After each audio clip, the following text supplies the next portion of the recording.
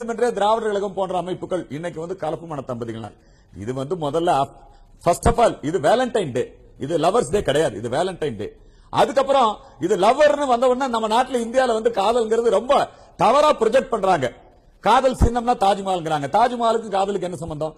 அந்த ஷாஜகானுக்கு அவ 6வது பொண்டாட்டி மும்தாஜ், மும்தாஜுக்கு இவர் 3வது புருஷன். இதுல காதல் எங்க வந்தது? இது கள்ளக்காதல் தினம் அல்லது கள்ளக்காதல் சின்னம்னு வேணா சொல்லலாம். இதெல்லாம் மிக மிக தவறான விஷயங்கள். இளைஞர்கள் மத்தியில மிக தவறான அவர்களை வழிநடத்தக்கூடிய ஒரு போக்காக இது இருக்கு. இதுல வர்த்தக உள்நோக்கம் இருக்கு, முழுக்க முழுக்க கலாச்சார பண்பாட்டு சீரழிவு இருக்கு. அதனாலதான் துவக்க காலம் முதல்ல எதிர்க்கிறோம். நாங்க இதை எதிர்க்கிறோம் சொன்னோன்னே எங்களை மேல பாயிறாங்க. இவங்க காதலுக்கு எதிர்ப்பு, நாங்களா காதலுக்கு எதிர்ப்பு? கிடையவே கிடையாது. ஆதலினால் மாந்தர்களே காதல் செய்வீர்கள் பாதிரியார்.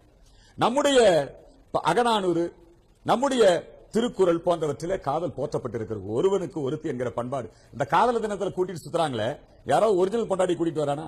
கிடையவே கிடையாது. நாங்க பல இடங்கள்ல பாக்கிறோம். ஆகவே இது ஒரு தவறான விஷயம். பார்க்கிற குழந்தைகள் மத்தியில, வளர்கின்ற வாலிபர்கள் மத்தியில மிக மோசமான ஒரு பண்பாட்டு சிதறி, ஒரு கலாச்சார சீரழிவு ஏற்படுத்துது.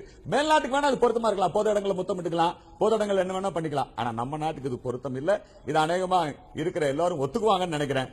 நாங்க காதலை எதிர்க்கவில்லை, நாங்கள் கலப்பு திருமணத்தை எதிர்க்கவில்லை. அவற்றையெல்லாம் நாங்கள் ஆதரிப்பவர்கள், உங்களை விட வேகமாக ஆதரிப்பவர்கள். ஆனால் காதலை கொச்சைப்படுத்துவதை, காதலை கேவலப்படுத்துவதை, காதலை மதமாற்ற உள்நோக்கத்தோடு பயன்படுத்துவதை, காதல் என்கின்ற போர்வையிலே வேலண்டைனை திணிப்பதை நாங்கள் ஒப்புக்கொள்ள மாட்டோம் என்பதை தெரிவித்துக் கொள்கிறேன்.